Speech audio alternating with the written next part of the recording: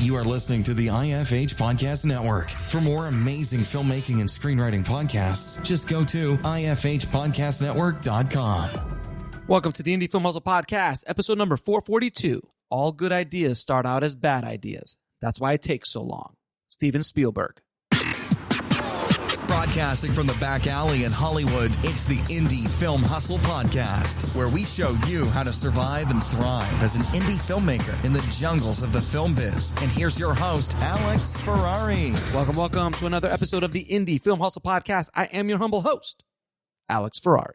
Today's show is sponsored by Rise of the Filmtrepreneur, how to turn your independent film into a profitable business. It's harder today than ever before for independent filmmakers to make money with their films. From predatory film distributors ripping them off to huckster film aggregators who prey upon them, the odds are stacked against the indie filmmaker. The old distribution model of making money with your film is broken, and there needs to be a change. The future of independent filmmaking is the entrepreneurial filmmaker or the Filmtrepreneur. In Rise of the Filmtrepreneur, I break down how to actually make money with your film projects and show you how to turn your indie film into a profitable business. With case studies examining successes and failures, this book shows you the step-by-step method to turn your passion into a profitable career. If you're making a feature film, series, or any other kind of video content, the Filmtrepreneur method will set you up for success. The book is available in paperback, ebook, and of course, audiobook. If you want to order it, just head over to www.filmbizbook.com. That's filmbizbook.com. And today's show is also sponsored by the Heart Chart Screenwriting Masterclass taught by legendary screenwriter James V. Hart, the writer of Bram Stoker's Dracula, Hook, and Contact, to name a few. His unique story mapping system will teach you how to get your script ready for production and the marketplace. To gain instant access, head over to bulletproofscreenwriting.tv/Heart Chart. That's HART chart. Now, today on the show, guys, we have a really inspiring and unique filmmaking story. Today's guests are Zander and Elliot Weaver, the mastermind independent filmmakers behind the feature film Cosmos. Now, on a daily basis, I get pitched just tons and tons of filmmakers wanting to get on the show. And as much as I want to help everybody out, I gotta make sure that the stories that I put on the show are really good and really inspiring to the tribe. And I heard about Zander and Elliot's film Cosmos just by running around the internet. And what made their film so unique is that they shot their feature film just like I did, on a Blackmagic pocket camera 1080p. And that alone is not enough for it to really grab people's attention because, like I've said before, no one cares about what you shoot it on as long as it's a good story. And these guys were able to shoot a sci-fi adventure film a la Spielberg Zemeckis style about three amateur astronomers who intercept a faint signal from an alien race and stumble upon something potentially world-changing. Now, they shot this entire film for about $7,000, and I was so blown away with how good it looks. And what's even more impressive is they got distribution, and they're selling their movie around the world and making apparently good money with it. So the film was shot with three people in a friend's garage on a $600 camera, 3 LED lights, and a decade-old post-production software package. They shot with 2 lenses, one old and one cheap. One was a Tamron 18-200 zoom, which they bought for about $100, and some vintage glass from the 60s from a brand I'd never even heard of. This is the kind of story we as filmmakers need to hear. We don't hear these stories very often, but I want to highlight these guys so much, and I can't wait for you to hear their inspirational story. So without any further ado, please enjoy my conversation with Zander and Elliot Weaver. I'd like to welcome to the show Elliot and Zander Weaver, man. How you guys doing? Very well. Thank you, Alex. Thank you very much for having us on the show. Oh man, thank you for being on the show, man. You know, I get bombarded with requests to be on the show all the time, and they're like, "Hey, I made this really low budget movie," and I, you know, and that was cool like 5 years ago. Like I made a movie for $5,000. Like that's cool, but I get 30 of those a week. So it's not, I need something a little extra. And you guys came up on my radar with your film Cosmos a little while ago. We've been trying to do this for a while now, by the way. So everyone listening, the reason why it's taken so long is schedules, technology, all sorts of things to finally get to where we're at. But I saw what you were doing and I was pretty blown away by not just the efficiency and the cost and all that stuff that you did. You know, you did the movie for about $7,000, as you told me, but the camera you used, and we'll talk about that, and 5 years. And I say that with like, oh, gotta help you. You know, all that stuff. I feel it, brother. I feel it. It's but I just love what you're doing, and the quality and everything looks so great. So we're going to get deep into Cosmos today. But before we do that, how did you get into this ridiculous business? Well, I think this is a story of many people who make movies and love movies. We've been doing it since we were kids, you know, and the first film we actually made, Elliot was 5 years old and I was 3.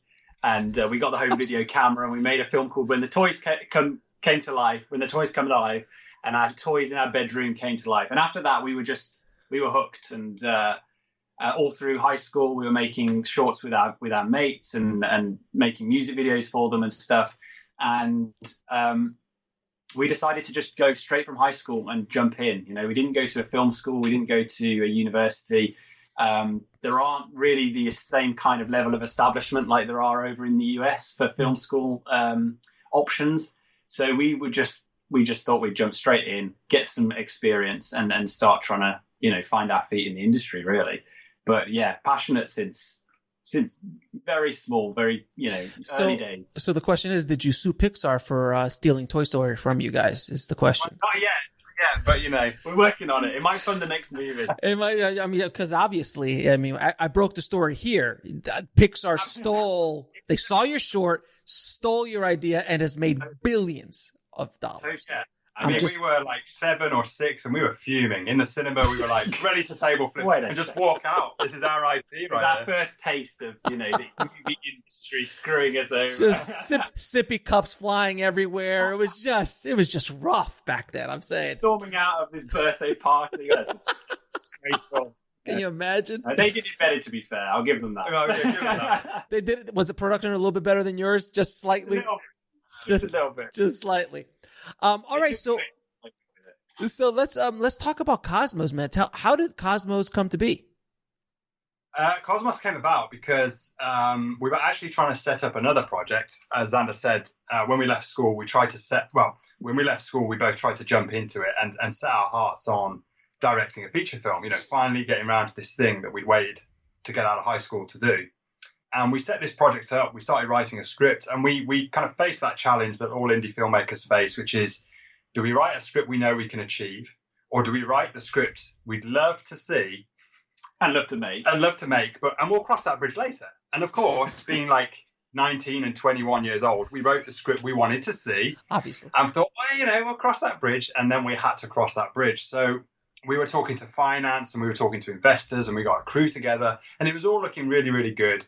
But understandably, we were young guys, and we were asking for something like 5 million quid for a budget or something, because it all snowballed for the people we got involved. It was going really well. And all the investment people kept going, this is fantastic. Your story sounds great. It's fantastic. Crew look good. But, you know, you haven't done this before and you're young and it's a lot of money to ask. And we were like, yes. I mean, a reasonable. You make a good point. I'm just saying it's like the equivalent of saying, hey, I need 5 million to build a house. I've never built a house before. Exactly. I've seen it on TV. It seems fairly easy. So, and by the way, at the end of a $5 million house, you have a house. At the end of a $5 million movie, maybe you'll make money, maybe you won't. So we were like, okay, you know, reasonable concerns. They kept saying, go away and make a film and prove that you can make a movie. And we were frustrated because we were like, this is what we're trying to do. Anyway, we put that initial film on the shelf, which was called Encounter. Went back to the drawing board and went, okay, let's probably do what we should have always have done. Look at what we've got available. You know, we've got lots of computer screens. We've got a station wagon, you know, our dad's kind of Volvo car. We love astronomy and all this sort of thing.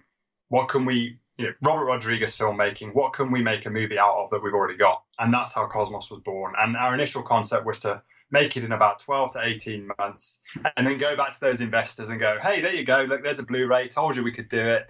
Let's get back to business. But because we wanted to do it the way we wanted to do it, where we could prove we had, or hopefully prove that we knew what we were talking about and we could take a script and deliver it, we wanted to basically do as much of it as we could ourselves. And that meant it took a lot longer, but we fell in love with the project and we just ran with it. And it took 5 years in the end, but we're thrilled with the journey. So I mean, I'm assuming you made this on the weekends and whenever you had spare time and stuff like that. Yeah, well, initially we did. So the first, basically the first year and a half of the work on the film. So the writing of it, the casting of it, finding locations, costumes, making the props and everything. The first year and a half of the movie was done in our spare time while we were freelancing, and we run a production company as well, independent production company that makes TV documentaries. Then from the end of 2015 onwards, we were like, if we're going to make this happen, we've got to commit to it. So we went full time on it. And it sounds a bit rock and roll. It's not rock and roll, but we lived off the royalties from our documentary production, which is something that we talk about to filmmakers a lot. We say, you know, if you're looking for that liberation to be able to spend the time making your feature film, your narrative feature, consider making some TV documentaries and getting them out on the market and letting them do some work for you. So those documentaries gave us that freedom. And for the next 3 years or 2.5 years, we worked full time on the movie. Now, what was the crew situation like? The crew situation was limited, right? So we had, on the production crew, there was 3 of us, and that was myself, Zander, and our mom. And we did... That's awesome! We did everything, right? We did everything. So we rigged all the gear, we lit the sets, we rigged the mics, we shot, we did all the props, we did the lot, basically. We directed as well. There's that thing. And for the shoot was 55 days spread over a year. Basically, we shot in blocks, and that was dictated because the actors, were busy and they had other commitments, and we tried to work around their commitments. And then in post-production, it was predominantly the 2 of us, Zander and I. And then we worked with a composer over about 3 months to do the soundtrack. So again, it was just Zander and I for like 28 months of just post-production, just staring at computer screens and just chugging away through it.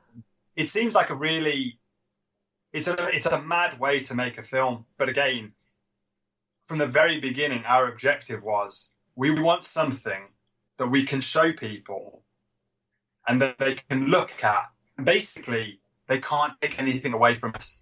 They can't sit there and go, well, it was well edited, but that was because you hired a professional editor, wasn't it? Or it's well graded, but that's because you hired a professional color grader. We wanted to, for better or worse, whether it ended up being a good film or a bad film, we wanted to have something that we could show these investors and they could go, so apart from acting in it and writing the soundtrack, everything else is you. And we can go, yeah, now on our next movie, we don't want to do that. We want to work with people who have honed their craft and they're masters of their skill and they can bring so much to it.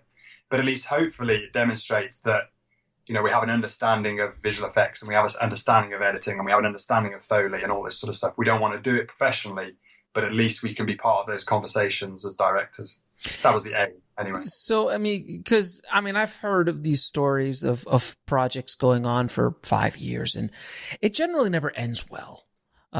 It generally doesn't end well when you hear like, yeah, we've been making this movie for 5 years. You're like, oh, okay. And if it's I've worked on features that took that long to make, and it just never got released. Just they paid it, they did it, and they just couldn't get it sold because it was either too bad or for whatever reason. So that you guys actually got it to the finish line, and it and it looks as good as it did, and it made as much noise as it did, is a feat in itself, man. It really, I mean, you guys are definitely the indie film hustle personification. There's no question about it, because to stay on a project for 5 years, man, you got to be committed. And that also says a lot about you as filmmakers. You know, if I'm an investor, I'm like, these guys are serious, man. They stuck on this thing for 5 years, better or worse. And there's a reason why it took them this long. It's not because they were crazy. It's because they didn't have any money. And if they would have had a decent budget, this could have been done within a year, all in. So now you chose the Blackmagic Pocket Camera, which has just a dear place in my heart, because I shot my last film on the pocket camera as well. I've been saying this for a while. It's a stunning image. It's gorgeous. It's 1080p. I don't care. It's gorgeous. We totally agree. We think it's this unsung hero of the indie filmmaker world, and it's quite overlooked, actually.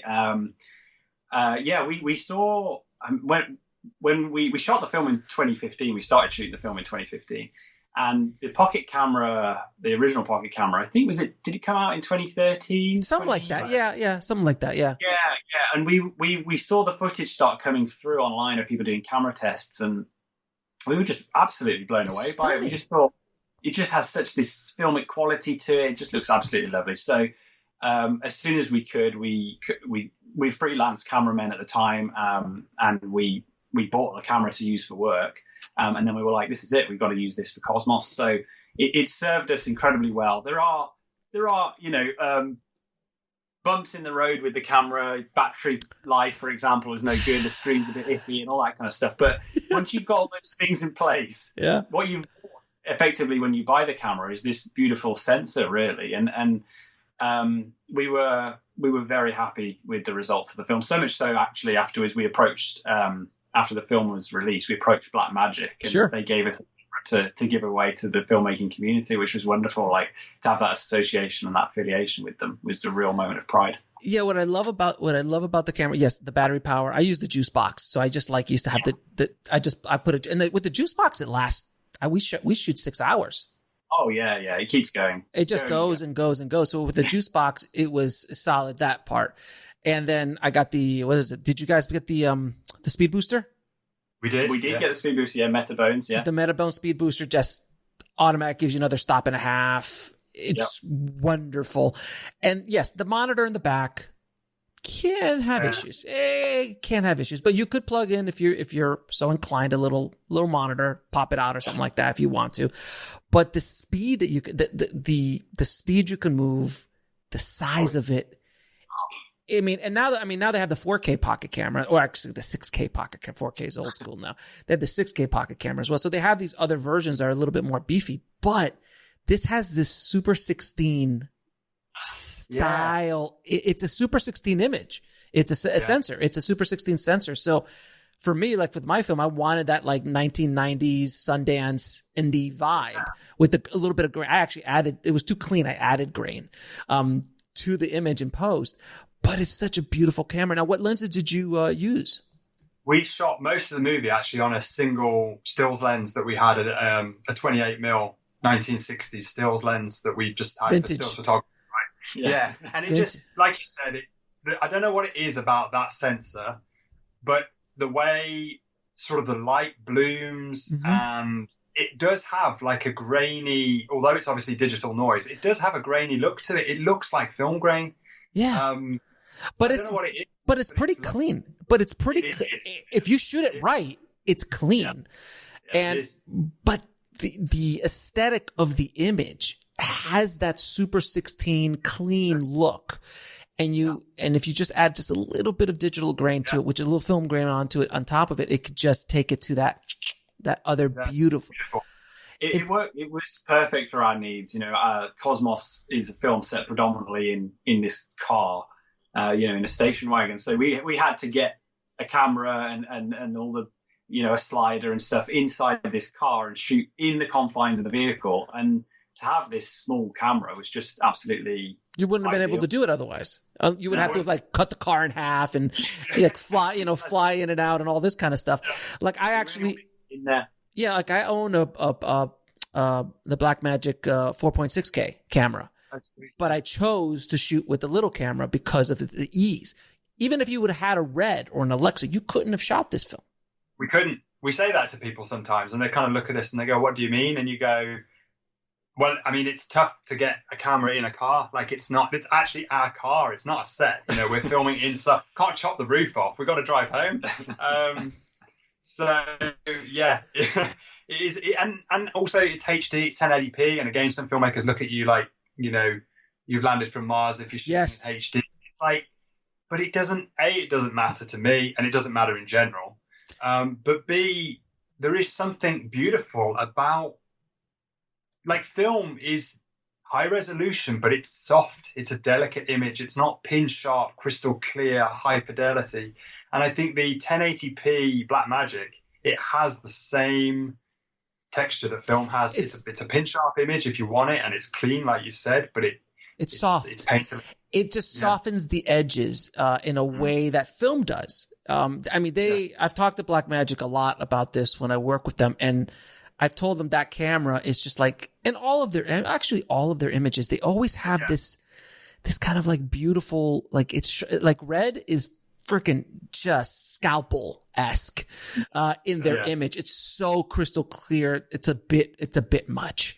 Where Alexa is also a soft image, but the Alexa costs $80,000 to $100,000, as opposed to the Blackmagic and all of that. Now, one thing I found interesting about your story is that you had a soundstage. Obviously, they don't say this publicly enough, but you had a soundstage. It was your garage. You actually built a garage soundstage where you shot a lot of the film in. Can you explain that process, sirs?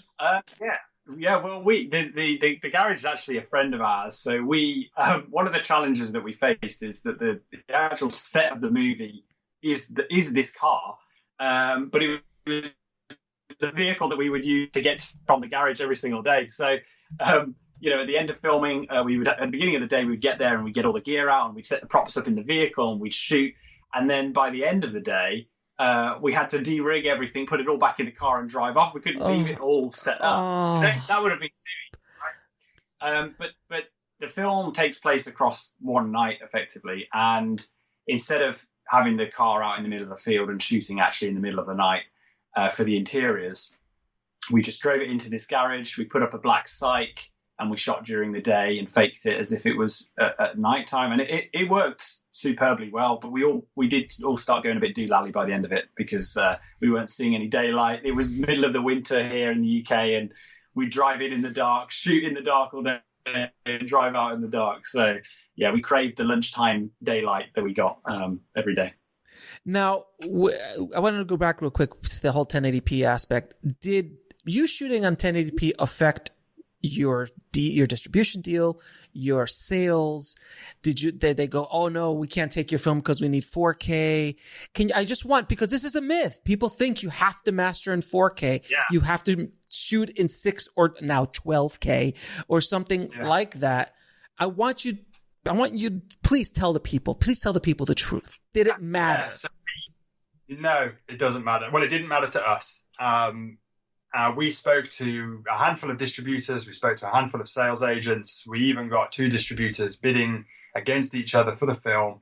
And even when we'd settled on one and were signing all the deals up, not once in the sort of 6 months that we were doing distribution and since have we been asked about what resolution the film was shot on. Not once did they ask us during the negotiation process, what resolution is it? You know, what did you shoot on? It didn't matter. And in fact, when we got the deliverable, the tech specs, in the tech specs for our distributor, it actually said, if you have shot your film in 4K, can you please let us know, because we will have to set up a special pipeline for you. Basically, not many people do that. You know, in other words, not many people do that, and we'll have to go a special route for you. So, yeah, not once were we asked, is it in 2K, 4K, 6K?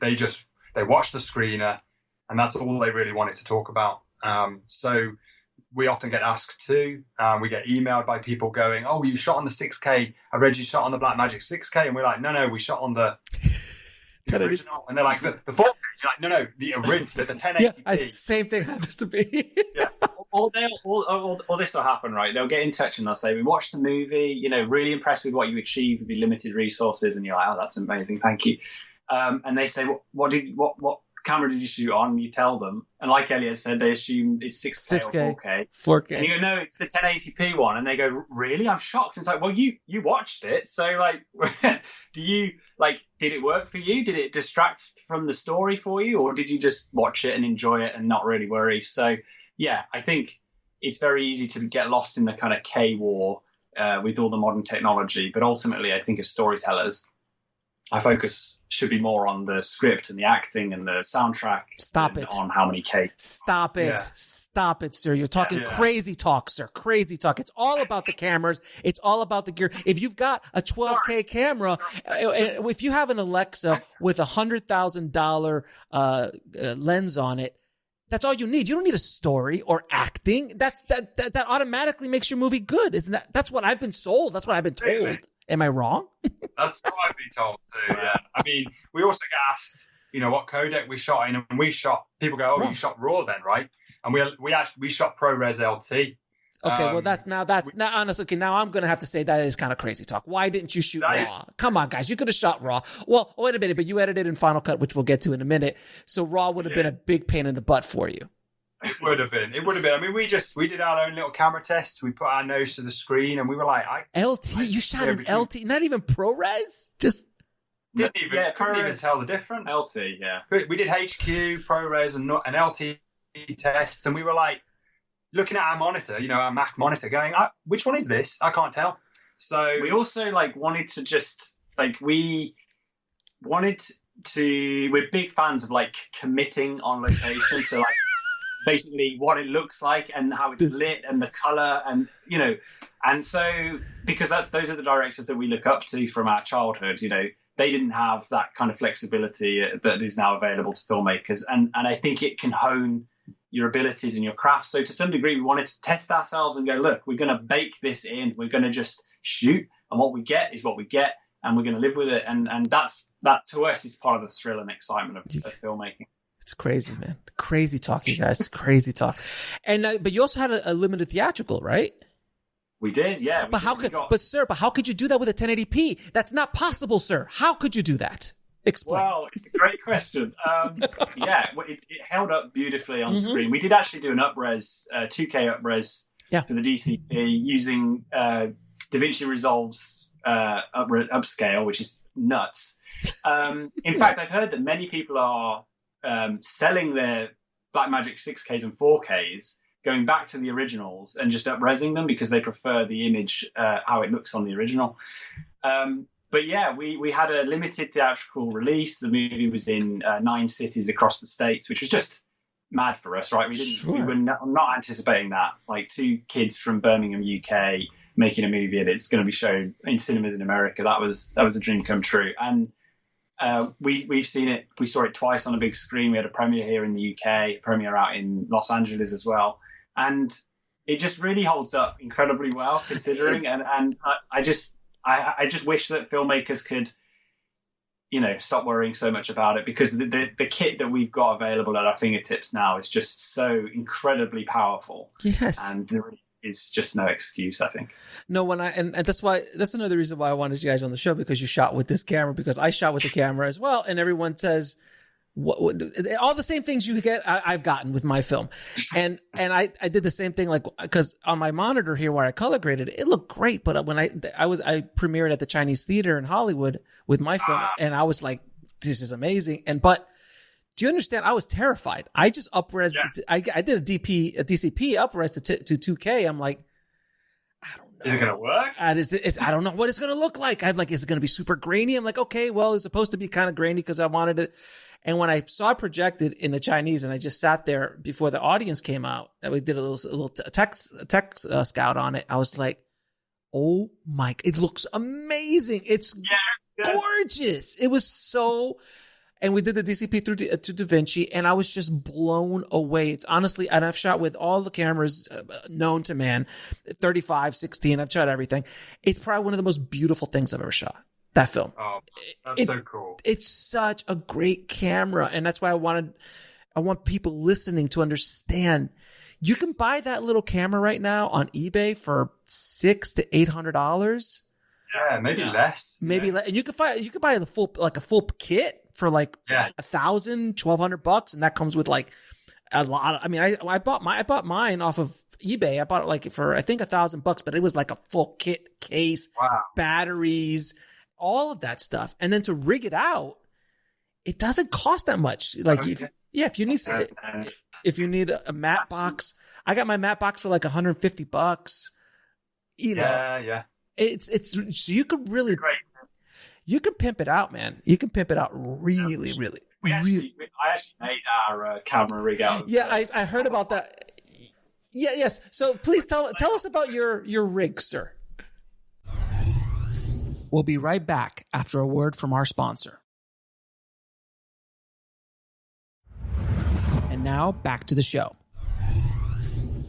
Yeah, we actually put up a video on our Facebook page a few months back just to show people, because they kept we'd spoken about the fact that I'd made this rig, and I don't think some people believed that it was actually true. But yeah, it's one of those very kind of Heath Robinson held together with gaffer tape kind of affairs, really. But just, you know, I was looking online. We didn't have a budget for this movie. I was looking online, and there's some wonderful rigs out there. But I think there's like two kinds, right? There's these lovely machine milled, beautiful things, right, that are quite expensive. Yeah, and then $1,000, yeah. Super cheap plastic ones, and you think, oh, they're going to snap when I first use them. So I just thought, because we had some very specific requirements with Cosmos of getting it in the car and being able to adjust the rig setup and what we wanted to do with it, I was like, why don't I just make a custom one? So went to the hardware store, got some wood, got some copper pipe, got some nails, and just put it all together, really. And you could see it in the behind the scenes. It's not pretty, right? It's not, but that's part of the fun of this film. It's our baby, all right? It's part of the fun of this film. You know,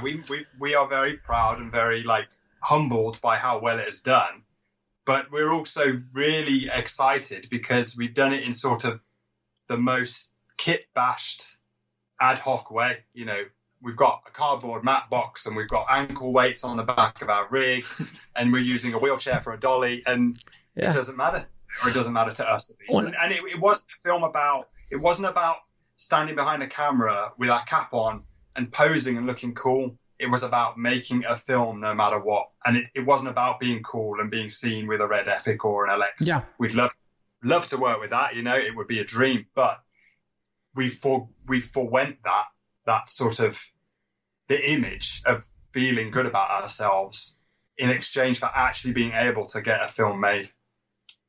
Yeah, no, and when I saw the behind the scenes and I saw you guys in a wheelchair, I was like, oh, Robert, Mr. Rodriguez has helped us out so much, because he's I'm a bit older than you guys, so I came up around the same time Robert did. I speak of him like I'm his friend. I'm not, but Robert, Robert, he did the wheelchair thing with El Mariachi, and I did a wheelchair thing. Everybody of my generation did the wheelchair. Like and to be honest with you, this is how I got, because wheelchairs are expensive. They're not cheap. So what we did, this is back in 94, I think, we went to the mall where you could rent a wheelchair for the day for $1.25. Oh, wow. But we just took it home. Wow. Morally questionable. No, wait. Used it. Returned it afterwards. Got my $1. I got a quarter back because I returned it. So the essential rental it was just because no one does that. Like, and it was also the 90s, and they didn't, you know, and it's a different world. Like, less cameras in the, you know, security cameras, less security. It was the Wild Wild West. But yes, that was what I do with my camera. Brilliant. That's what it's all about, though, right? That's the indie film hustle. No, man, that's just I've been living the brand since 92, sir. It's a genuine article. What is the biggest mistake you made making this film? I'm sure there's a list, but what's the one that you're like, oh? I think the biggest. Well, see, this is an interesting question. The thing that we often say we would do differently is we would just get some help, right? We would raise a bit of money, right? And we wouldn't do it. all on our own. 2 people. Seems very obvious. Like 2 people, 3 people maybe. But the challenge the reason it's not that simple actually for us is because part of the marketing for Cosmos has been leveraging this kind of indie film spirit. It's been connecting with the filmmaking community by saying, look, we're just doing this with nothing, follow us along, be part of it. Sure. And so if we'd have done it how most other people do it, where they pull a band together and they kickstart and they raise $20,000 or something, then you're just the same as everybody else, right? So to some degree, this nuts, stupid way of doing a movie took ages, but it paid off because it's allowed us to open up conversations. We're talking to you now because of it. We wouldn't be otherwise. So I would say if I wanted to get it done quicker with less stress, I'd just collaborate with more people, get it done sooner. But, I'm very proud of like the way we've done it and the experience that we've obtained from it is just like,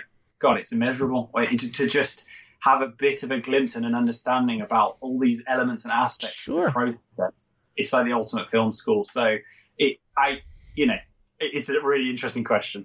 What did Mom do? Since she was your third crewman, crew woman. She was essential. So our mom, professionally, not anymore, but before we were born and while we were kids, she was a professional TV makeup artist. Okay. So one of the main disciplines that she had on the film was she was hair and makeup. Sure. And that obviously sort of rolled over into continuity. So she was keeping track of all the beard length and the hair length and the collars and all that sort of thing. And then we did also just like rope her in and put her to good use doing the clapperboard every now and then, and sometimes holding the boom and sometimes running the smoke machine round. She was sort of almost like the third director, really. Yeah. We were all in it together, but she was also, we often say, she was the on-set mom, and every set needs a mom, and all the boys, all the guys, they kind of, she mothered them and they adopted her. So we had this sort of family unit on the film. Yeah. Now, what did you guys use for a smoke machine? Did you actually like buy one of those like party smoke machines, or? We already had like a mister, like a disco smoke machine type thing. Yeah. And we tested it outside and we're like, this is just not going to hack it. Like in the windy British winter, it's like, okay, it's like someone's just lit a cigarette. It's like, that's not going to work.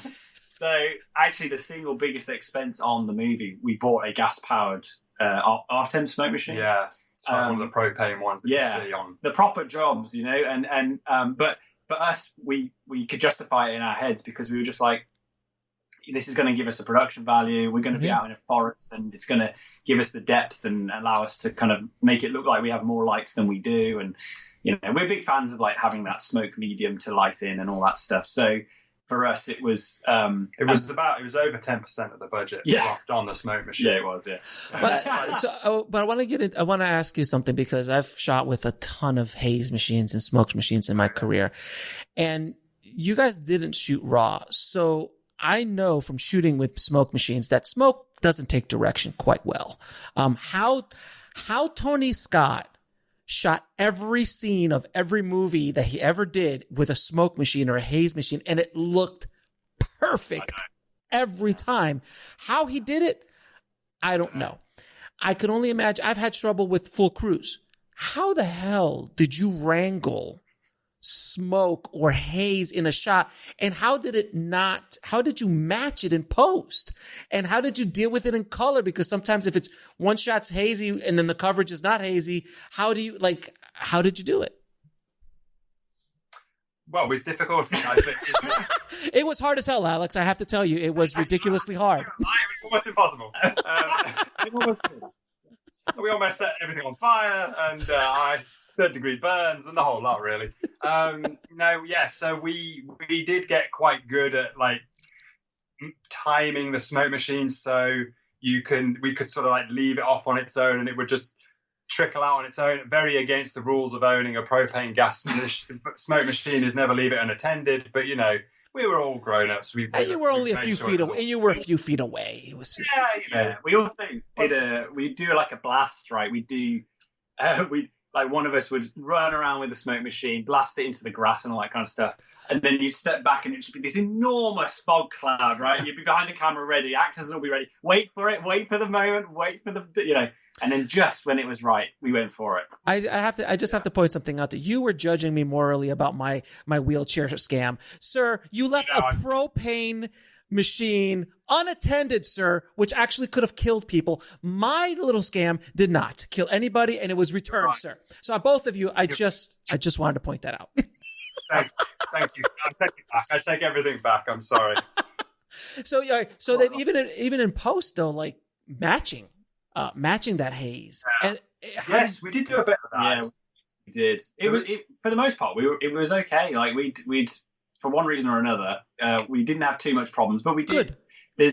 There is always that, there's always that balance, isn't there, when you come to your color grade and you. I think you did a bit of smoke stuff in post. I did. Yeah, copying and pasting backgrounds and paste. Zand, can you just take the smoke from behind this guy's head in this shot? Yeah. And put it in this guy, and he would just be like, okay, yeah, I can. Yeah, you have to. I mean, it's. I just want people that hearing this understand shooting with a smoke machine or haze machine. Yeah. It's not easy, and it's time consuming. It is. You shoot it up, settle, wait, shoot. Oh. Cut, do it again, and then you guys, I've only done it inside. I've never done it outside, so I can only imagine shooting it outside. And you guys had direction as well. Like you'll be for 10 minutes, it'll be blowing left to right, and then suddenly you'll be like, hang on, I'll put the smoke machine over there. It's you're chasing your tail all night long.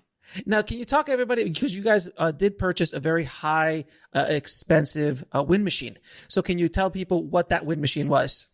Yes, absolutely. Well, in the spirit of all high-end special effects that you see in all the blockbusters, we went into our garden shed and we were digging around, and we were aware that, once upon a time, we were the proud owners of a leaf blower. So we got that Dyson leaf blower out, gave it a bit of a blast, and thought, okay, well, we can't record any dialogue while using this, but we can have wind. So yeah, that was one of our jobs. In fact, my job on the end of the shoot, I was directing and blowing hot, dusty air into the faces of the actors. So you were just directing, right? Yeah, yeah, basically. It was method. Dusty, yeah, that was very. Turn the wind machine on. You wanted them to cry, so you just slam dirt into their eyes, basically at high speed. Yeah. Absolutely, yeah. Teary, glossy-eyed look. That's great. Oh, that's sorry, awesome. No, you've just got leaves in your face. Amazing. Now, what I want to talk about post, because when I read what you guys did in post, again, made my heart just it warmed my heart, because you were using two pieces of software that I used on. Look, I'm a recent convert from Final Cut 7. When I say recent, it was probably like 4 or 5 years, like 4 years ago, maybe. I think 4 years ago, I think I switched over to editing. 4 or 5 years ago, I switched to editing in Resolve strictly. But 7, solid. And with 1080p, and you guys were shooting in ProRes, so I actually, with my first film, I had to actually go to Resolve because I was shooting RAW on the old cinema camera, the original 2.5K cinema camera. So I had to go RAW because I'm like, finally, I have to leave poor Final Cut 7. So you edited in Final Cut 7, and then you colored in Color 2, Apple Color, if I'm not mistaken, right? We did. I did a lot of Apple Color. Sound design in Final Cut 7 as well. Oh yeah. You guys are doing. And what year was this? This was 2018, 2017, so truly no excuse. So because I'm saying. Because I did all this in like 2006, so there's no excuse. No, but you had what you had, and that's another great lesson here. You have it, you own it, use what you got. That's it. That's what it's all about. And for us, we produced all of our documentaries using Final Cut 7. It's a system you need. And our philosophy is just like, look, there's been Oscar winning movies that have been edited on Final Cut 7. We have no requirement to push to a new piece of software. We're not shooting in 4K or 8K or something crazy. We're shooting in 1080p. If it's good enough, Well, Parasite won the best Oscar. Yeah. Shot on, edited on Final Cut 7. Yeah, No, that's right. so Parasite was edited in Yeah, Final Cut 7? Yeah, it was. So, What? we just think, That's amazing. I didn't know that. yeah, it's still going strong. There's a small band of FCP7 users who are like, come on, keep it alive. It's a great piece of software. It's a great piece of software. Though I do like Resolve a little bit better than Color, I have to say. We're in the process of kind of switching over to Resolve for all things generally, really. Cutting and grading as well. So, I mean, just black magic all the way. No, and that's another thing that I want people to understand is like if you stay within the Blackmagic ecosystem, man, it works beautifully. Like you shoot raw, bring it into Resolve, and you can do everything in Resolve, and then you don't have to actually even go out to online anywhere. It all stays in. Visual effects are connected. Sound is connected. It's a pretty amazing piece of software. You're talking about some kind of unknown future world to us, Alex. We're still dealing with Final Cut 7 and Color. Where's my USB stick? Get the floppy disk. Get the floppy disk. No, get the zip disk, sir. Get the zip disk. The zip disk and the jazz. Do you even know what a jazz drive is? No. Do you know what a zip disk? Do you know what a zip disk is? I don't know. You guys are so young. You're so young. That's floppy disk, right? No, a floppy disk was a 1.2 meg, if I'm not mistaken, disk that held 1.2 meg. The zip disk held 100 megs, and it was like a plastic disk. And then the jazz was the big brother of the zip. It was all by iOmega. It was a company. I'm dating myself, and only like 5% of my audience is going, "Oh, I remember that." No, I'm apparently much older than you guys. Extremely much older than you guys. Well, we used floppies at school, man. Yeah. High school, putting our coursework on floppy disks. The USB, the whole flash drive thing was like, wow, it was magic. It's like science fiction, isn't it? Yeah. And now it's like, here's 5 terabyte USB stick. We were talking to someone not long ago, and they were talking about MP3 players, weren't they? Or something. What was it? And they said, they were saying something like, apparently there was a time when MP3 players couldn't do this, and we were just like, "Oh my god!" Like there wasn't a time when MP3 players existed. Like, There was a thing called tapes, CDs, records, 8-track. I remember 8-track vaguely in a car when I was a kid. I remember an 8-track tape. Anyway, I'm so effing old. I appreciate you. You reminded me. Thank you. Tape cassettes for children of the tape. I love a tape cassette. Recording your mixtapes on the radio and waiting for the radio, just like I'm hoping the DJ does not say a damn word over the song. And then later in life, when you hear the song and you're like, "This isn't right. Where's that weird outro bit?" yes, because you hear that song 1,000 times and you're like, "Hey, welcome back!" Like, and you're just waiting for that. You can actually mouth it yourself. It's like, I know it off by heart. Oh my god, I used to do that all the time. Yeah. So because you guys were the DPs in this as well, and it looks, by the way, fantastic. It looks gorgeous. So that's extremely impressive. What I love about the film is that you really made it. You gave so much production value, but yet in a very small space. Really, it was a small group of characters, and a lot of people think that you have to make a very contained movie like yours, which is contained, but it wasn't contained. There's like big outside scenes, and there's excitement and things like that, but it doesn't have to be in a room. I mean, you can think outside the box a little bit, and it's still but you did a car, but it was a car with outside and the sky, and there was a lot of production value and all the stuff that you did with it. But the look of the film is really great. When you got into color, though, how much did you do? Was it like you guys were close to where you wanted to be? And that's scary, man. I'm letting you know. I've been a colorist for 10, 12 years.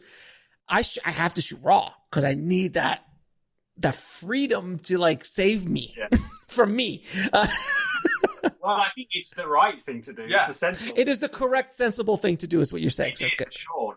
I mean, why not is the real answer to that question. Why would you not use those tools? They're available. But yeah, no, we shot, as we previously mentioned, we lit with the colors we wanted. It how we wanted it to be lit. We're big fans of splashing color in there. Well, very Tony Scott. Very heavily Tony. I mean, throw it in, And we're not likening ourselves to. No. No. Just like Tony Scott, this is what I do. Yeah. No, we understand. Yeah, we understand, Tony. Rest in peace, Tony. But I mean, Tony and Ridley both. Yeah, just visual. It's amazing. Beautiful. So we our goal was to just capture that as much as possible on location, and then when we got to the color grade, for the most part, it was a few kind of vignette power windows here and there. We did some tests early on when we were comparing the Blackmagic footage to film footage, and we noticed that film had like a kind of slight greeny, yellowy tint in the highlights. That's something we just saw. And so we just pushed a bit of that in, up the saturation, up the contrast ever so slightly. It was it was a time-consuming process, because it always is, isn't it, with the color matching and everything. But in terms of how much we pushed the image, we didn't do a huge amount to it. We were quite delicate with it. And how about visual effects? Because there's a couple of visual effects in the movie. There's 70 visual effects in the film. How many? 170, yeah. Nice. Most of them are not visible. We call them invis-effects because they're just not even supposed to be noticed. They're like set extensions and skylines and stars in the sky and all that kind of stuff. But yeah, I handled the visual effects while Elliot was doing all the sound design and the Foley for the film. I did the visual effects on Blender, which is this fantastic open source VFX software. Is just getting stronger and stronger, and man, it's exciting to see what they're doing with it.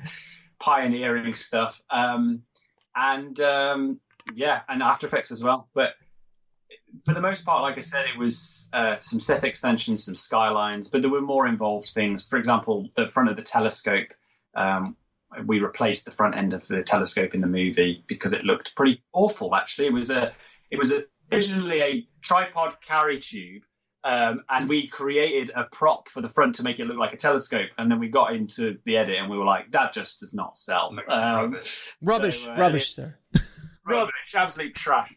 And so Elliot turned to me and he said, "Can we do something about that?" So I had to figure that out. It was very much a learning process as we went. I always say that when it came to the visual effects, it was something I was doing for fun before Cosmos was even a consideration. So if you ever get that kind of tinge of excitement about anything, just explore it a bit, because for filmmaking, it's such a diverse discipline. There's so many different elements to it. Chances are it will come back and help you at some point. And you comped in After Effects. You did comp in After Effects, visual effect, 3D in Blender 3D, Final Cut Edit, and color. And then you also mastered sound in Final Cut, which I know is ridiculous because I've done it myself. It's not really built, as an audio. Not at all.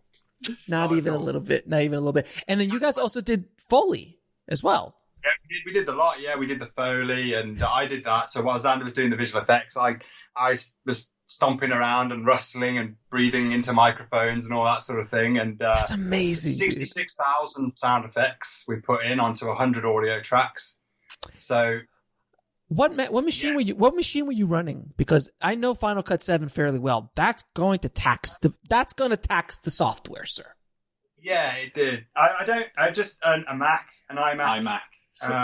That's an iMac with an operating system that still runs Final Cut 7, because now officially it's dead. You can't upgrade. Yeah, that is absolutely right. We have two iMacs, right? This one, which is up to date, and the one we made Cosmos on, which we cannot change. Also, the Mac is dead now. You turn it on and you just try and open up Chrome or something. You just think, we killed this computer trying to make that film. Yeah. I know the feeling. It just wants to retire. It wants to be put out to graze. Is it something about Macs is it something to say? I still have 3 towers of old Macs that I can't get rid of them. There's just something I can't get rid of my Mac. I don't just in case you need that CD-ROM for some reason. Yeah. Well, yeah. I mean, absolutely. We've got a PC here with a floppy disk drive on it, so got to keep got to keep the options open, haven't you? You Gotta know, keep the art alive. Just in case everything goes to hell, you got Final Cut 7. Let's rock and roll. That's it. Put the film on a floppy and we're in business. Now, so you finished this whole movie. You're ready. It's been 5 years, and you're like, okay, let's get this out to the world. Tell me your adventures in distribution. We'll be right back after a word from our sponsor. And now back to the show. Okay, yes. So we finished the film and we then set about putting together the marketing materials that we thought we would need in order to get a distributor. So we did our own poster and we cut our own trailer and we put a screener together and all that sort of thing. And then we decided to, in the spirit of the film, continue to do everything ourselves. So of course, why wouldn't you? Why wouldn't we change? Why wouldn't we have learned our lesson after 5 years? So we actually tried to submit, or we did submit the film to probably a dozen film festivals, in sort of the tier of film festival that you hope your film might. So Sundance. Sundance, South by Southwest, of course. South by Southwest. You donated to Robert Redford's retirement fund. I understand. Yes, I'm sure he appreciated that. And we obviously got flat out rejected from every festival we submitted to. And then we decided to just sort of, we were going, well, we're trying to get into festivals so we can connect with distributors. But I wonder if we can just connect with those distributors directly. And we spoke to a few filmmakers that we knew who had done that route. And that's what we pursued. So with our marketing material and our screener of our film, we set about reaching out directly and sent out some introductory emails, sent out some screeners, and just started talking to people, really. And we spoke to sales agents as well and tried to suss out whether that was the right route for us. And in the end, we actually got two distributors competing, bidding for the film, and pushed it up pushed the bid up and made it more favorable for us, and then ended up going with one that we felt offered us something that was worth, the deal, worth signing up to. And that's what we did. And that process took about 6 months from the day of finishing the film to. But that's nothing, though. But that's nothing for guys like you. You've already taken you 4.5 years to make a movie. 6 months for distribution. That's nothing. Our sense of time is like, we're like 300. It's like being in a Nolan movie. It's just like, what's going on? 6 months, that's a blink of an eye. It was an interesting process for sure. But we used IMDb Pro's free trial to create a list of distributors that, in the kind of realm that we were looking for. And we just went down that list, and ultimately it worked out, and we found a home for Cosmos that has done for the most part what we wanted it to do, although no distribution story is plain sailing for sure. Yeah, I haven't heard of one of those yet. That everyone's like, yes, it was fantastic. They only gave me money. I actually didn't know what to do with all the money and attention I was getting. It's generally not something you hear, but generally speaking, though, you're happy with where you went with the distribution company and how things have been, how it's been put out into the world and everything like that. Because look, I've seen it everywhere, and I've seen it pop up a bunch of different places. So I'm assuming that's you guys as far as marketing is concerned.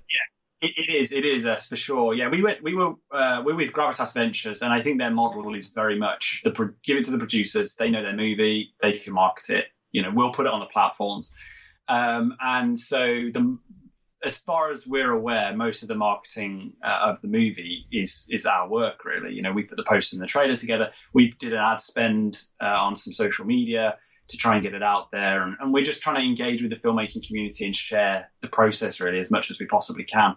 But, we are certainly happy with the reach of the movie. It's available on, many platforms. It's in the US, it's on like Hulu, Tubi, it's on Prime Streaming and Vimeo. It's all the SVOD and VOD options that you could really hope for, to be quite honest.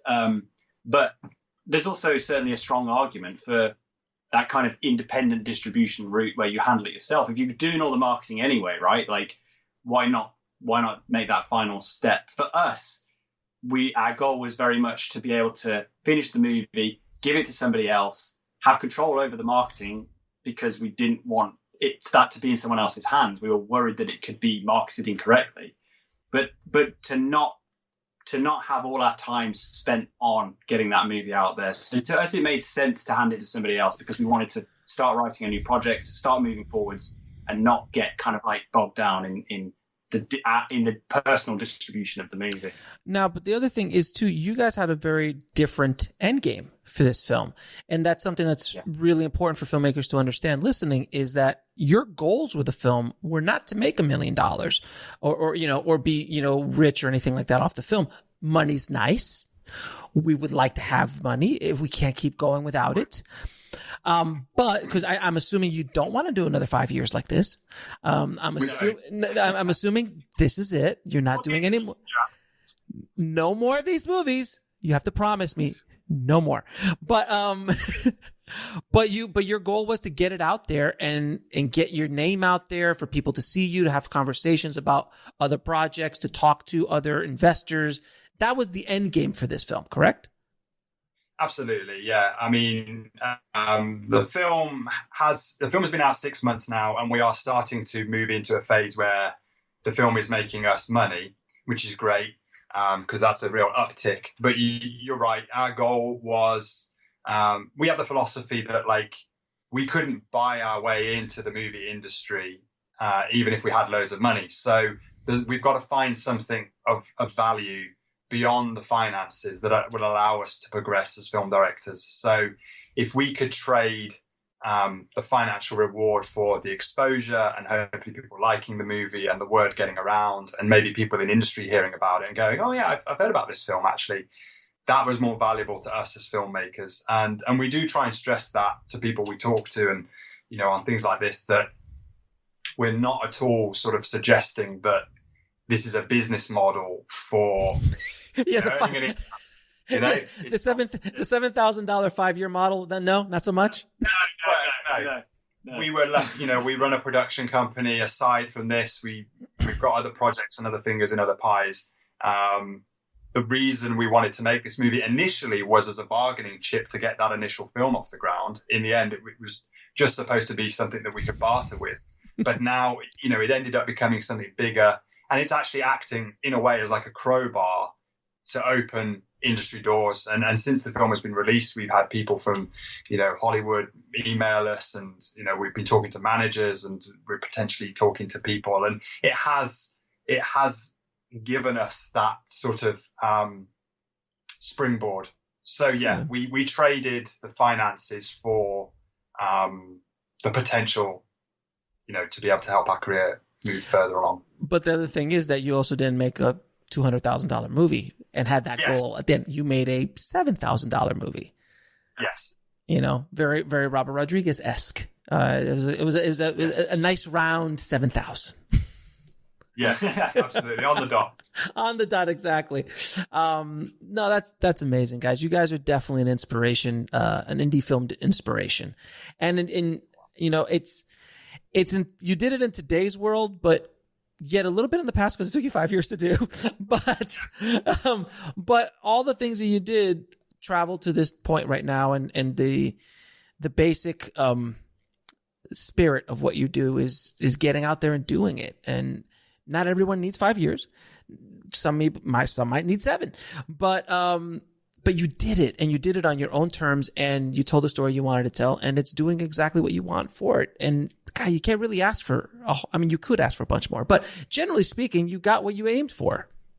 Yeah, we actually got a lot more than we aimed for. I mean, we walked away with a movie that people are watching and they're enjoying, and we have people contact us every single day to say, I checked out your movie, we're in lockdown, and it's brought me hope, and it's brought, and it sounds corny, right? But like ultimately, as filmmakers, our goal is to like tell a story that people connect with, and to hear that people are enjoying the film, and wanting to kind of connect with the community and be part of it. It's an absolute dream. And on top of that, the actors that are in the movie, they've become like family to us. Like we've been to the weddings, and they've moved houses, and we're all part of it together now. And it's been testing experience, but just an incredible one as well. Very, very lucky. Now I'm going to ask you a couple questions I ask all my guests. What advice would you give a filmmaker trying to break into the business today? Blimey. I would say, take 5 years. Take 5 years and make. Yeah, to take 5 Do something nuts. I would say, be passionate. Because I think there are a lot of people, Zander and I talk to a lot of people. We cross paths with filmmakers. And I think you can, and also young crew, you can sort of sniff out the ones who kind of want to be in it because they think it's cool. And it'd be like, I'd love to walk the red carpet and I'd love to be, it's a glitzy glamour industry. And then you can also immediately tell the people that don't care about that at all.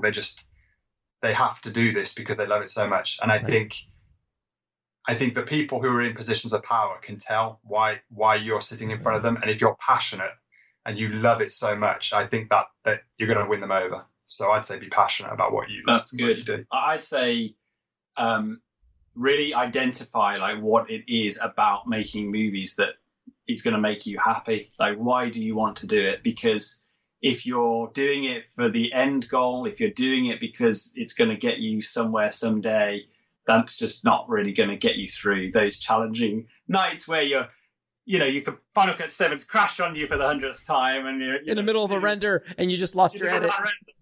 It's, to me, a big thing that I've learned through the making of Cosmos has been about just enjoying the process. Don't forget that it's filmmaking that you love, not the next movie, not the movie you'll make in 10 years, not where you'll be or what you could be doing someday. It's right now. And if you're on set with a camera and you're making a movie with actors, you're doing it. You're just doing it. So just enjoy that and try to hold on to that through the whole process.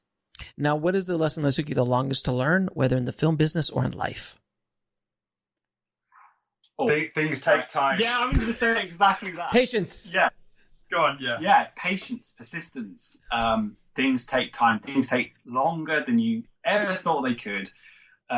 Just accept it and don't fight it. You're doing the best you can. I remember hearing, there's a phrase that our dad used to tell us, he heard and he told us, and he said that people overestimate what they can achieve in a year, but underestimate what they can achieve in a decade. Yeah. And it's like, I remember leaving school at 18 and being like, this is it. By the time I'm 22, should be anytime now. Oscars. Should I get the tux now? What should I do? And now I'm 32. It's been 14 years since I left school, and I've just, it's been 6 months we've released our first film. It took a hell of a lot longer than we thought it would, but we didn't give up, and we are now here. So patience. Don't give up. Keep working hard. Love what you do, and it will come. And 3 of your favorite films of all time. Oh man, definitely E.T. Yeah, I figured. That's a huge compliment, man. When I saw Cosmos, I'm like, oh boy, these guys love that Spielberg boy. They just love it. Steven Spielberg. Oh, we do. Yeah, I mean, it's good. It could easily be 3 Spielberg films to be top 3. But I tell you what, we watched the other day again. It's the first time in a while. Meet Joe Black. Oh, then you have seen it. Yeah, of course. Yeah, it's great. Oh, yeah. I love Meet Joe Black. I love Meet Joe Black. Oh man, what a movie! Wow, incredible. But yeah, you go on, pick one. It's hard to pick a favorite movie. I tell you what, not picking a favorite movie, but another good Martin Brest movie is Scent of a Woman. Oh yes. That end scene. That's brilliant. Anything Spielberg, Jaws, Close Encounters, Jurassic Park, Raiders. It's all good, man. We've been mega Spielberg fans. I mean, you can watch Jaws right now, and it is perfection. It's the shark. I don't care. It's just perfect. It's exactly what it needs to be. I don't want a CG shark. I want that shark. It's so perfect. And did you know? I'll give you a little bit of Jaws trivia. The scene in the boat where they're drunk. It's the night before the big thing. And what's his name? Oh, the old. Robert Shaw is doing that whole like long diatribe about like this dialogue, and he's like talking about that was actually written by John Milius. Really? Spielberg called him like the night before and said, "Hey, John, man, we got to shoot this scene tomorrow, and we need a scene." And John, he was like, "Sure," and he wrote the scene out for him. Wow. Oh, I'll just type this up for you. Yeah, and then, but it's like you calling one of your mates and going, "Hey, dude, can you help me out with this shot?" But that's who they were. They're just young filmmakers, you know. That's amazing. I mean, it's funny because we'll talk to filmmakers like yourself, and you'll have this phrase like, "What's a perfect film?" And people say Jaws, and then suddenly everyone goes, "Oh, Jaws." Well, I mean, Jaws is a perfect. I mean, it is. It's everyone agrees. Yeah, Spielberg has a few perfect films. I mean, he's got a couple in his, you know, and I mean, I could go into the Kubrick, I can go into Fincher, I can go into Nolan. So many. I can go into Marty. I mean, Coppola. I mean, Godfather, obviously. Ridley Scott. We love Gladiator as well. Blade Runner. Aliens, if you want to go down the camera. Cameron is often overlooked, isn't he? Cameron. So this is the funny thing about, there's just film geeks talking, guys, so just bear with us. Cameron, when Titanic came out, people were like, you know, I don't know, how old were you guys when Titanic came out? 9. It was a school. Have you seen Titanic? Have you seen it? Yeah. So it's 90. I was a bit older than you, 97. But when everyone, you know, it was a big hoopla, $200 million, it's gonna bomb. Who's gonna want to watch Titanic? I mean, we all know how it ends. Like, why would you do that? And I just kept saying to everybody who was saying that, anyone I talked to, I'm like, in Cameron, I trust. Love it. In Cameron, I trust because he has yet to make a bad movie. And if you look at his filmography, from The Abyss, Aliens, Terminator 2, True Lies. True Lies is amazing. He just always delivered. It just always. So then when fast forward a decade and then Avatar, they're saying the same thing about Avatar. I'm like, hey, Cameron, I trust. Cameron, we trust. And Cameron, we trust. He's one of the most underrated filmmakers, I think, in history. He's one of the most successful filmmakers in history. And the funny thing is that, and I always tell people this, like, do you understand that nobody else could make Avatar? Like, there is no Spielberg's not getting $500 million to go develop a new IP, new technology about blue people, with arguably no major bankable stars, like major stars involved. You know, other like Sigourney, nothing that could support $500 million. Today's stars, you know. So nobody, not Peter Jackson, definitely not Fincher, definitely not Nolan. Like, nobody else could do it other than someone like James Cameron, and there is nobody else. And when you realize, and I've heard these interviews, like, when you're the only person on the planet that could do something. Like, there's not an argument here. Could Spielberg make a movie like Avatar? Yes, but not by himself. He doesn't have the skill set. Cameron is like on a whole other level, like with the technology and you know, and Nolan and all, you know, there's just nobody else that could do that film. No one else would get a check for $500 million. No, you're right. Actually, that's something you quite easily overlook because you just go, "Yeah, it's Cameron." But you take it for granted. You just take it like, "Oh, yes, it's James Cameron." But there's nobody else. I love watching behind the scenes footage of him directing, especially on Titanic and stuff. You see him; he's in the water, camera on his shoulder, he's in his waders. It's just so inspiring. Did you guys listen to my interview with Russell Carpenter, the DP from Titanic? No, we haven't. Okay, so you have to listen to it. I'll tell you a quick Cameron story, and everyone, please, again, we are now, you guys can leave. It's now just between us. We're just talking now because we're geeks. Russell Carpenter gets called into his Malibu house, and it's like, we're going to do True Lies. It was about True Lies because he did True Lies and then he did Titanic, and now he's doing all the Avatars. And he calls him up, and James Cameron just brings him into his mansion in Malibu, and they're walking around, and he's just talking to Russell like he got the job. Like, there's no offer, there's no nothing. He's just talking to him like he's been hired. So he gets out, he leaves. He's like, I think I was hired. And Cameron, during that time, even during the Titanic time, his reputation is, he's rough. Let's just call he's rough. He's a little bit of a taskmaster. Let's call it. Cameron's legendary for being that dude on set. And so then he's shooting True Lies, and everyone's like, how's it working with James Cameron? And he's like, it's great. I have no problem. I don't understand why everyone's having such an issue with James. They're like, we've been shooting for a couple days. It's been peaches. It's been great. So they're in his Malibu house, again, his screening room in Malibu, and they're seeing dailies. And a shot comes up from Arnold, and then guys, everyone prepare yourselves. I'm going to curse. I don't curse very often. I'm just quoting Mr. Cameron at this point. And he goes, what the fuck is that? And Russell was like, oh. He starts like, and the production designer's there, and the first AD's there, and a couple other keys are there. And he goes, hey, Russell, I just spent $20 million on the biggest movie star on earth. It'd be nice if I could see his fucking face. Oh no. Wow. It came out. And then all of a sudden, the next shot comes up, and he just goes to town on every single shot. And Russell's just like, okay. So he leaves. He's out in the parking area, and he's calling his wife. He's like, I've been fired. I've been fired. There's no way I can go back. I mean, obviously James Cameron wants to rid of me. Then the production designer and the first AD come out, and he goes, Russell, he does that to everybody. He goes, what are you doing? He goes, no, call all the other DPs he's worked with. He does it to everybody.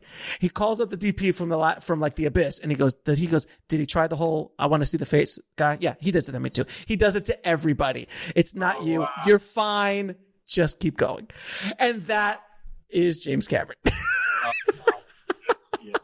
We saw recently. That's amazing. We saw the some of the behind the scenes from The Abyss as well. I was about to say that. Did you see that documentary? Have you seen the set, like the underwater? No, but did you see the documentary?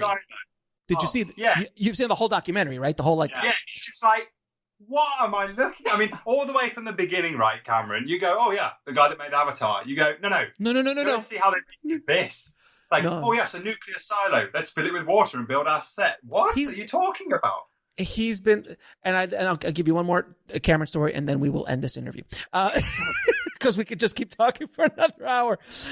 I read in one of Cameron's biographies on The Abyss. If you saw the behind the scenes of The Abyss, and by the way, anyone listening here should go watch The Abyss if you haven't seen it, and get the DVD and or Blu-ray and watch arguably one of the best filmmaking documentaries I've ever seen, up there with Hearts of Darkness for Apocalypse Now. It is amazing to watch. You just sit there with your mouth on the floor the entire time they're doing it. And the suits at 20th Century Fox, it was way over budget. It was like at that time it was like $50 million, $60 million to make the movie. And it was just going up and up, and like, the tarp broke and the filtration system broke. So and they had to buy these really expensive, design these really expensive suits so people could not only see, and we could see their faces. So so on the line item, it's wardrobe. It's wardrobe, but it costs like $10,000. And everyone, no one knows what's going on at the studio, and they're somewhere in North Carolina. So a suit flies in. And if you saw the behind the scenes, Cameron, you're underwater for 10 hours. So you have to decompress for 2 or 3 hours underwater so you can come up without getting the bends. And Cameron was doing this all day, every day. He was in the water more than anybody else. So he was a taskmaster, but he was proving, he's walking the walk. So he's just getting out of this decomposition, and he takes off that helmet that they built, right? And this guy comes up who's obviously an executive. He comes up and goes, hey, James, I'm here from and before he could finish the sentence, James took the helmet and slammed it on the guy's head. So now the guy can't breathe because it's without oxygen. That thing is airtight. So now he can't breathe. He grabs him by his tie and lifts him over like he's dangling from the edge. And if he falls into water, the dude is going to die. If he falls into water, unless someone gets to him, he's going to die. And he dangles him there while the guy's barely breathing for 10 seconds. Then he pulls him back in, rips the thing off. He goes, if I ever see you on my fucking set again, I'll kill you. And now, you see, this is the 90s, guys. This is early 90s. This is a whole other world. I don't suggest you do something like this, but These are the legendary stories of James Cameron. This is one of a billion of them that I have heard or read about over the years. And I know a lot of people who've worked with him. And every single time I meet with somebody, like I had another guy. Okay, one more story, and that'll be the last James Cameron story. A buddy of mine, he was at the DGA, and he's a DJ director, and he's a good director in his own right, and has a couple films under his belt, and he's big in music videos at the time. And I think it was Spielberg and Cameron, I think in Jackson or someone like that, were there giving a talk to the other, and they're like, yeah, you need to do this, and we're doing this is the new way, and do all this. And my buddy comes up, he stands up, he goes, hey, James, that's really nice because you're James Cameron. I don't have access to that kind of stuff. Like in front of everybody, called out James Cameron in front of all these other directors. And James goes, well, what are you doing tomorrow? Do you want to come to set? Now, this is Avatar before anybody knew what the hell Avatar was. Before anyone knew what the technology, all you heard was rumors about what the technology was that was being built.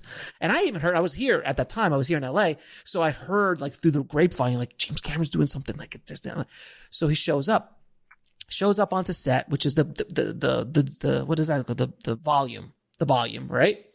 And the volume. And and they're basically developing technology. This is all brand new technology they're developing. So behind them in this soundstage, there's like 3 rows up with just computers. It must have been 40 people with wires and computer gears and just servers and shit, just because, and you see James Cameron with this monitor in front of him.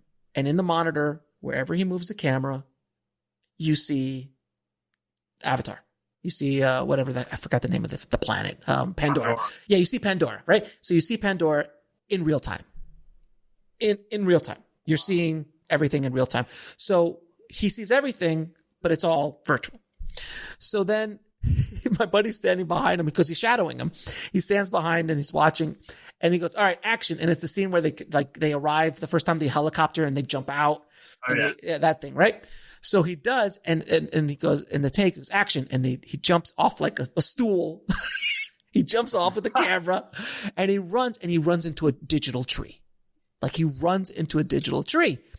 And he goes, hey, Jimmy, can you move this thing about 20 feet that way? And he goes, sure, James. And all of a sudden, like from God, a mouse from God comes into the screen, clicks on this tree in real time, lifts it up, roots and all, moves it over 30 feet and plants it over there. Let's go again. Wow. And he's like, and then they do it, and they go. So then my buddy comes up to him after like, a few hours of this, and they're like prepping something, and he goes, James, man, this is pretty cool technology, man. And this is where you understand where James Cameron's in a completely different playing field than any of us are. He goes, you know what would be really fucking cool? If I didn't have a cable to this damn thing. This cable has been driving me nuts. I wish we could figure out a way to do this without a cable. It's the most cutting edge technology in film history at the moment. And he's like, but the cable is bugging me. It's not perfect. Not perfect yet. And we need people like that, though, right? And that is James Cameron. I'm sorry, everyone, for listening. If you're still with us, we turned this into a James Cameron love fest. I apologize. Wrong with that. But guys, where can people find you, what you're doing, your film, all that good stuff?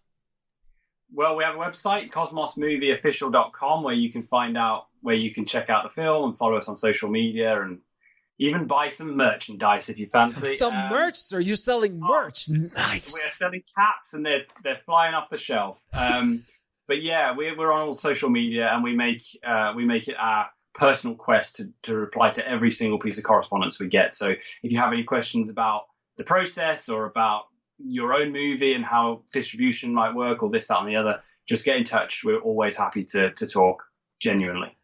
Thank you guys for being an inspiration to the film tribe and to filmmakers everywhere. We need stories like this to keep us going, because it is a fairly depressing time that we're in currently.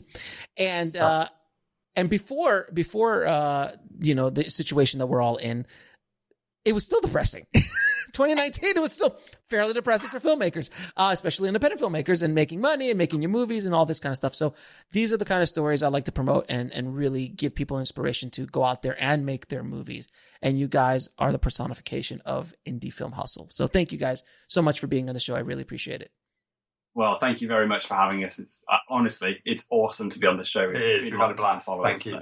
I want to thank Zander and Elliot so much for coming on the show and inspiring the indie film hustle tribe with their misadventures in making Cosmos. Thank you so, so much, guys. If you want to get links to anything we spoke about in this episode, please head over to the show notes at indiefilmhustle.com/439. And if you haven't seen Cosmos, I highly recommend you check it out. Links in the show notes. And of course, if you want to check out another film shot on the Blackmagic Pocket Camera, of course, you could check out my film On the Corner of Ego and Desire, shot at the Sundance Film Festival. And you can check that out at egoanddesirefilm.com. Thank you so much for listening, guys.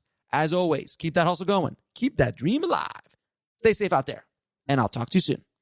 Thanks for listening to the Indie Film Hustle podcast at indiefilmhustle.com. That's INDIEFILMHUSTLE.com.